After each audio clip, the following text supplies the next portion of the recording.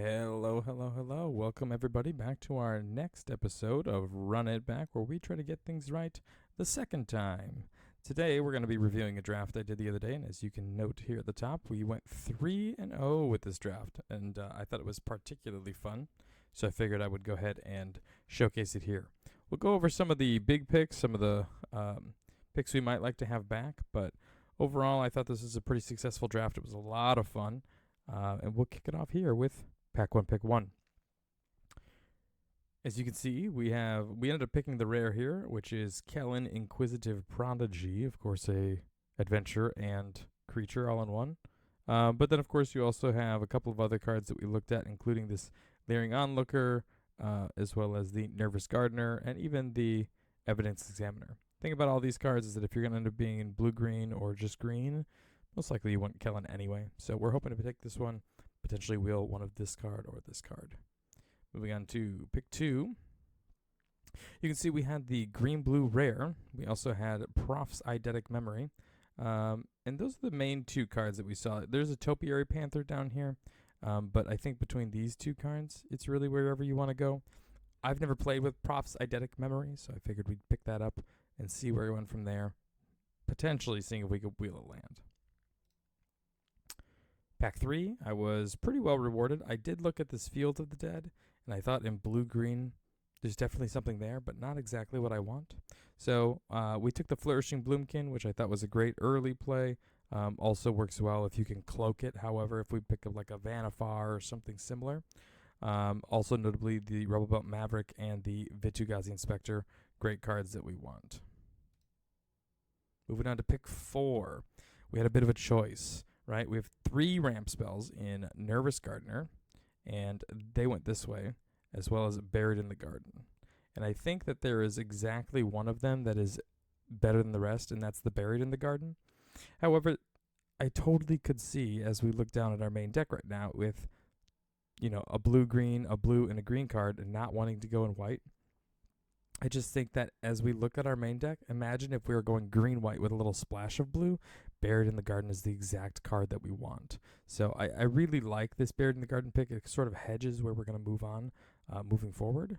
And that's why we took what we took. As we take a look at Pack 1, Pick 5, a couple of options here. We could take this Reenact the Crime. Triple blue is pretty tough, though. Plus, this requires some enablement of, opponents casting spells or creatures trading off or something like that. And in blue-green or even green-white, I just didn't feel like we were going to have that enablement available. Notably, in blue-green, we could take Chalk Outline, which would work well with creatures leaving the graveyard. But of note, we only had the 2 creatures, and they were both pretty late. So I wanted to just take something quick and easy, something that could help churn through our deck. I took this Deduce. I don't know if it was necessarily correct. I might take one of these cards in hindsight, knowing where we went, or even potentially this Vengeful Creeper. But Deduce is a great pickup. Very happy to see a Tunnel Tipster. Also hoping to see if we might be able to relive the past later. I don't think this one is necessarily going to wheel. I just don't think that Relive the Past is going to be that heavy of a lift for us, right? 7 mana for 1/5/5 is okay. 7 mana for 2/5/5s is pretty good, but you got to set up quite a bit in order to make it 2/5/5. So Tunnel Tipster is an easy pickup here. Seeing the Exit Specialist in pick 7, exactly where we want to be. There was this other Collect Evidence card. Of course, it's also the Elf Crocodile Detective, but I think Exit Specialist is a pick-oneable card. Happy to pick it up there. We could have thought about Thundering Falls for any other potential splashes, but in my brain we were already splashing white. Did not need to end up splashing red, so we took the Forensic Researcher as it was also a ramp spell. Moving on to Pack 1, Pick 9. We did have a fixer here in the Nervous Gardener, but as you can see, we're mainly just green-blue with a little bit of splash of white. We don't know 100% we're playing that white card yet, so grabbing the green-blue Signpost Uncommon, great pickup. Topiary Panther, awesome fixer, awesome top end. And then, of course, Rebel Belt Maverick works well when we mill it. It works well leaving the graveyard if we were to take some sort of other crime scene investigation. So if they went this way, that we were able to wheel. And finally, this Chalk Outline works well with the Rebel Belt Maverick we picked up earlier. So great.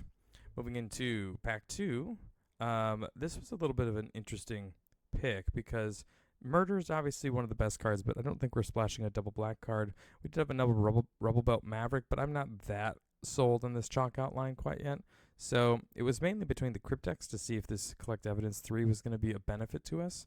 But Jetsam, just being each opponent mills 3 cards and you cast one of their cards, ramping into something like that is super awesome. You could really take over the game by, it could be anything. It could be Lightning Helix. It could be Crowd Control Warden. It could be some sort of Wrath. Taking a look here, there wasn't a whole lot in green or blue. We do have this Pick Your Poison as a great sideboard card, but I think the Crowd Control Warden is a good one. In hindsight, looking at this Public Thoroughfare, that might have been there, but I believe at the time I was hoping to wheel it. So we'll keep our eyes to see if this Public Thoroughfare comes back to us. Very happy with the case of the Trampled Garden. I thought that we were going to be playing a couple of things early, as like the Tunnel Tipster, the Morph Flourishing Bondkin or Exit Specialist. We also have a 2-drop here, and loading those things up with counters and being able to attack in later was great. Bite Down is something we're looking to wheel in this pack. And now, as I take a look here in pack 2, pick 4, I did not want another They Went This Way. We might be able to even wheel this one. But this Neighborhood Guardian, very powerful, very good. Even if we were splashing it as our second white card, I thought it was something that we could certainly look at. Private Eye, also fantastic card, but we're not really in detectives, so I let that one go. Culvert Ambusher's fine. This is very much a playable pick 5 as a big creature. It kind of helped remove some things. And seeing another Flotsam Jetsam was very good. I was very happy with this. We could always look at the Crawl Whisperer or a Vitu-Ghazi Inspector, but I mean, we were looking at pick 1ing this card in pack 2, so Flotsam Jetsam, awesome. Again, we see another Public Thoroughfare as well as a Crowd Control Warden. Looking back on it, I probably should have taken the Thoroughfare, but we did take the Warden. Fanatical Strength, I don't think this made our deck. And then a third Crowd Control Warden, which means that we definitely should have taken this Thoroughfare on pick 7 rather than pick 9 as well. We did see the Cryptex. I still don't think it's worth playing. We didn't have any sort of payoffs for it, so moving on. Papa Scattergout did not make the deck. Bite Down on Crime did, which was a great wheel. Auspicious Arrival, and then, of course, moving things up. Now, pack 3 is where things get wild, so strap in. We saw an Urgent Necropsy in pack 3, pick 1, and this is absolutely something to be splashing for, because we already have the Buried in the Garden and the Topiary Panther. Adding in a swamp, a Singleton Swamp, was great. Super easy, super great. Collecting evidence, not a problem. We've got 2 Flotsam Jetsams. We can make this thing busted. We played it. It was busted. Now, looking here, I probably could have taken this Insidious Roots. I don't think it was really all that necessary. We could have looked at Audience of Tristani, but we don't really have that many tokens. We took the safe card in this Bite Down on Crime because I did not want another They Went That Way this early. Then, pack 3, pick 3, we saw Anzrag the Quake Mole. And I'm like, well, here we are. We've got green-blue. We have this couple of green-white cards. We have this green-black card. There's a green-white card in here. I'm Buried in the Garden. Let's just do it. We've already got the fixing. Let's go ahead and grab a mountain, put it in there.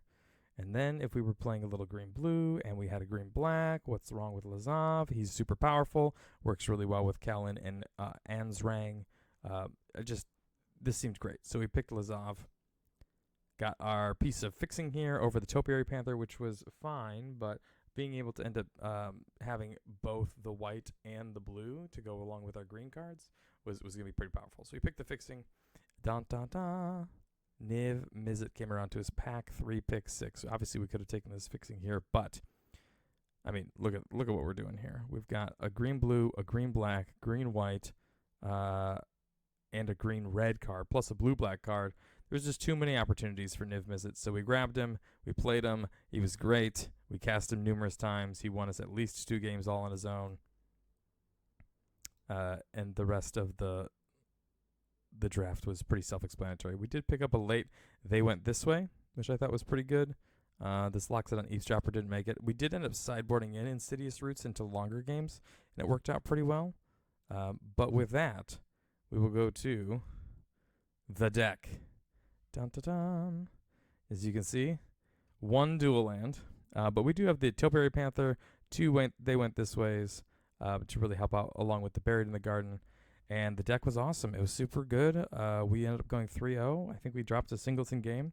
Niv Mizzet was very castable, and overall, I think the Flotsam Jet Sims were another very good top end to be ramping into.